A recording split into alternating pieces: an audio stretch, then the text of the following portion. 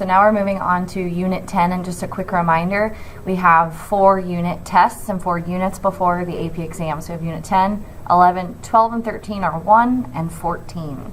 4 more tests to go. So Unit 10 is on personality, and we're going to have 4 sets of notes for this unit, each one looking at a different perspective and theory of personality. So the first one we're looking at is psychoanalytic, which becomes psychodynamic essentially in the 20th century, or later in the 20th century, I should say, and how they view and explain personality, which is a really interesting take, right? Because it is Freud the freak. So in his clinical practice, Freud encountered patients suffering from nervous disorders whose complaints could not be explained in terms of purely physical causes. So he looked at and explained the psychological cause of the ailments as something that was going on with their personality. So from this, he developed his first, or the first, comprehensive personality theory.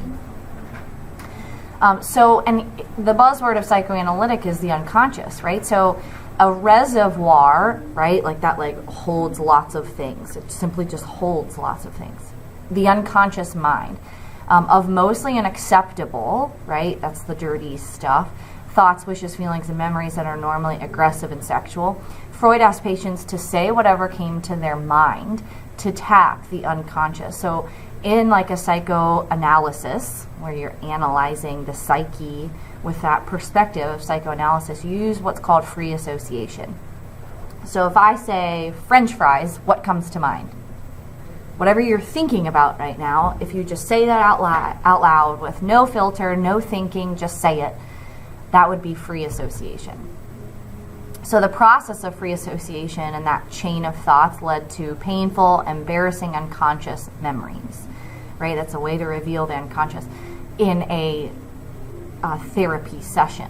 Once these memories were retrieved and released, that's the treatment, the psychoanalysis, the patient would then feel better. Okay, so, excuse me, there's 2 big things here. There's parts of the mind, and then we're going to look at parts of personality. Let's first look at parts of the mind. According to psychoanalysts, the mind is like an iceberg. This is an analogy. You wouldn't write about this analogy in an FRQ. I mean, I guess you could, as long as you explained what is the conscious, preconscious, and unconscious, not just in the context of an iceberg. So with the largest and most important part of our consciousness being the biggest part of the iceberg down at the bottom here, right? But the idea is that this is hidden from awareness. It's out of awareness, but it can dictate your behavior. Just like the bottom of the iceberg very much dictates the top of the tip of the iceberg, right? So the tip of the iceberg is consciousness, what you're currently aware of.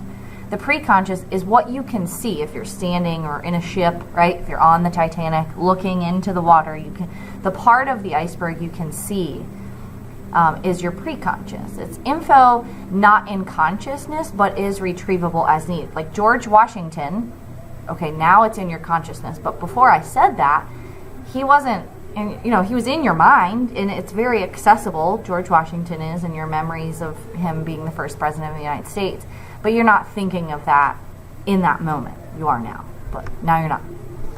So how does the unconscious influence us? Well, there's the latent content of dreams, which we talked about back in Unit 5. This being the symbolic meaning of dreams and those images. So that being showing what your unconscious mind is all about. There's also the Freudian slip. So these are slips of the tongue that Freud believed were our true unconscious thoughts surfacing. So an example, a really good example that I have heard a teacher explaining is when they were in science class in like the 6th grade, and they were just reading out loud, because that's what they did a long time ago, reading out loud from their science textbook, and he came across the word organism, and he said orgasm. Woo! Oh, that's rough on a prepubescent boy in the 6th grade. And that was a Freudian slip, maybe revealing some unconscious things going on with him. So kind of an interesting thing. All right, so we looked at parts of the mind. Let's look at personality structure with the id, ego, and superego. This is, think of the angel and the devil on your shoulder. That's what this is all about. And that you have the id is your devil, superego is your angel, and you are your ego. Okay, so let's look at the center of the slide here about ego first. Your ego is your largely conscious you. This functions as the executive between your devil and angel, your id and superego, and mediates the demands of the ego and superego. Okay, it operates on the reality principle. Write that down. It operates on the reality principle, and that I'm right here in the now, and I need to make a decision that's practical for reality, for life. That's how your ego is operating. Your devil, your id, is the your id unconsciously strives to satisfy those basic sexual and aggressive drives, operating on the pleasure principle, demanding instant, immediate gratification. Okay, so your id is your devil. It's the I want it, and I don't care if you don't like that I want it, but I want it, and I want it now. That's the way that the id operates. The superego then is your angel, and it provides standards for judgment. It's the conscience, right? It's your moral part of you, and for the future aspiration. So it operates on the moral principle, right? Morality being your good angel part of you. So Freud believed that personality formed during life's first few years, divided into psychosexual stages. He had to include the word sex somehow, right? During these stages, the id's pleasure-seeking energies focus on pleasure-sensitive body areas called erogenous zones. And no, it's not always the genitals, although yes, it mostly is. But you got to think about, and I'll kind of help you through the stages here, what's going on in the child's life as they develop. So Freud said our personality is developed really early on and then just builds throughout life, which, okay, I get that, but it's probably a reason why he's criticized. So here are the stages. Yes, you need to know them. You need to know them in order, what ages they happen, and what is significant within the stages. So the first stage is oral, and that's from birth to about 1 year old. So think of a child when an infant, right? They are consumed with, you could say their mouths, but that doesn't explain it all. It's eating, right? Like they are born with the sucking reflex. They bite and they swallow. Like that's what they do. And yes, it says that they obtain pleasure that way, but pleasure not being sexually, pleasure just being satisfaction, right? And that's by eating. But also, like my child uses a binky. It helps soothe him, right? This is also a stage in development where a lot of things they put in their mouths, right? They're 1 year old. Of course, they put it in their mouths to experience it and feel what it's like. So that's the oral stage. The anal stage is from 1 to 3, and about the 2 and 3 year mark, think of what's going on in a child's life. They're being potty trained. It's all about the pee and the poo. So pleasure obtained by learning to control bodily waste and putting them in proper places. The third stage is the phallic stage, and I do not want you to Google phallic symbols, but a phallic symbol coming from a Greek god, I think I learned this in mythology way back when, is an erect penis, and that's kind of awkward, but it kind of applies here. So ages 3 to 5, this being the most crucial stage according to Freud, in that the children are curious about their genitalia and deal with incestuous feelings. Yes, I said incest, and yes, it just got real, got awkward. We're going to talk about that, but think about it, like the little boys and girls, they like see their parts. And they're like, what's this for? And they recognize that mommy has but doesn't have other parts, and daddy has parts that mommy doesn't have, and they're curious about that. And as they should be, right? Like they should learn about themselves and the human anatomy, and we shouldn't be embarrassed about that. But let's talk about these complexes, and this coming from some Greek mythology as well. Oedipus. So Oedipus was this guy who was an orphan raised by an adopted family, I believe, and he grows up to be in an early adulthood stages, and he goes on this long walk and on this long journey to find himself. Essentially, he runs into this what looks like a homeless man, and they get into a squabble, and Oedipus ends up killing this man. He goes on and he finds this town who had just lost their king, and the queen is widowed and very upset, and Oedipus kind of wins the town over, and the queen marries the queen and becomes king of this town, all to find out that that queen is his biological mother, and he killed his biological father on his journey to get there. Incestuous feelings, right? So the Oedipus complex is when a young boy, right, we're talking 3 to 5 years old, has unconscious, it's only unconscious, but it's revealed in some behaviors, according to Freud. Boy has unconscious desires for their mother, and is jealous and has some hatred for dad, and that I want mom, therefore I'm going to try to castrate dad. Well, no, not really, because, castration's in every Greek mythology story. So they fear punishment or castration if dad finds out about these feelings. So it might be the reason why little boys prefer that mommy put them to bed, or that mommy, make their peanut butter and jelly and not daddy, something like that. So then the Electra complex being what Karen Horney, a very applicable name for psychoanalysis, the female version of the Oedipus complex. So the idea that the little girl has those feelings towards dad and hates mom.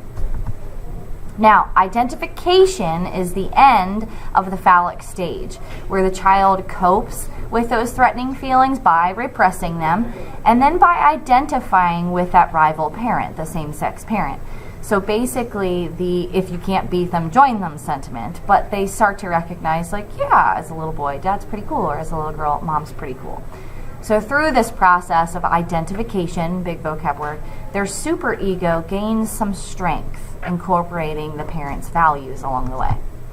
Then we got the fourth stage of latent. There's that word again. This is 5 to 12. This is where they're suppressing their sexual interests. And think of 5 to 12, that's elementary school into middle school, and they play mostly with the same-sex peers. This is the cooties stage. And then if you're a boy, girls have cooties. If you're a girl, if you're a boy, girls have cooties. If you're a girl, boys have cooties, whatever. So you play with the same-sex friends, and you're like, oh my gosh, I can't play with them. And then you move on to the genital stage, which is 12 and up, around puberty and up. And this is where you enter the stage of adult sexuality. So you're expressing your sexual feelings toward others. Now, fixation is a vocab term for when a traumatic event occurs. And traumatic doesn't have to mean overly traumatic like abuse, although it does include that. It could be more minor. One can become stuck in a particular stage of psychosexual development. So for instance, if a child becomes fixated in the oral stage, they seek excessive oral contact through things like smoking, drinking, or eating, or chewing on their hair, chewing on their pencil. Dependence, either passive or biting, sarcasm, and they act tough, right? So through other personality behaviors, not just fixations. So, and then there's the anal fixation, where you could be anal retentive or anal expulsive. So anal retentive being a controlling and orderly. A lot of people call this OCD, which is completely incorrect, but you know what they mean. Anal expulsive being messy and disorganized, the opposite. So either of those spectrum extremes would be an anal fixation. Then we got the defense mechanisms. So Freud said that when our id and our superego are at odds and very much butting heads, our ego has to essentially compensate. It uses these defense mechanisms to cope with those anxiety-ridden or anxiety-causing events. So methods used by the ego to unconsciously protect itself against the anxiety caused by a conflict between the id's demands and the superego's constraints. They're only unhealthy when they cause self-defeating behavior and emotional problems. In fact, a lot of these can be rather healthy, like rationalization, until they become self-defeating, like when you rationalize a really bad habit. Repression is the biggest one, and it happens with a lot of the other defense mechanisms. So we avoid painful thoughts by forcing them into the back of our mind. This underlies, like I said, all of the other defense mechanisms, and that we are repressing in some fashion in all of the defense mechanisms. An example would be a person who witnesses a murder and they don't remember the details when they're asked by the police because their conscious mind, their ego, can't deal with that trauma. Regression, so repression is pressing it into the back of your mind, into your unconscious. Regression is when your behavior regresses in time. We retreat to behaving or thinking like a child in order to avoid adult issues. So throwing a temper tantrum when you don't get what you want, even as an adult. Displacement is when you divert sexual or aggressive impulses to a more acceptable person or object. This is the innocent bystander one. So an example being your anger at your mom because she took away your phone. So you take out that anger on the family dog by yelling at him or please don't kick him, but something like that. Projection is when you project, right? Projectiles, when an object flies through the air and lands on something else. So when you project your feelings onto someone else, so you disguise threatening impulses by attributing them to others. So it's how you truly feel, but you're projecting them and saying that someone else feels that way. An example being that you would really want to break up with your boyfriend or girlfriend, but you accuse him of wanting to do that. Sublimation, think like substitute. We expend energy on socially acceptable or pro-social activities in order to avoid undesirable activities. So an example, you like to hit things, that's not socially acceptable. So you take up boxing as a hobby. Reaction formation is when you form your reaction to be the opposite of what it truly is. So you have these unacceptable impulses, so you make them into their opposite acceptable form. So you really don't like your psychology teacher, but you instead say, oh, you're my favorite teacher, and talk about how much you love Mrs. Rice. Rationalization, what I would argue is probably the most common one. We try to create logical explanations for our behavior in order to justify it. An example being you want to go to the movies with friends, so you justify going instead of studying for your exam by stating that you would have failed the exam anyway, so what's the point in studying now? Denial, pretty self-explanatory. We refuse to perceive reality in order to protect ourselves from it. So an example being you get the rejection letter from the college of your choice, but still tell everyone that you're going there or that you haven't received the letter yet.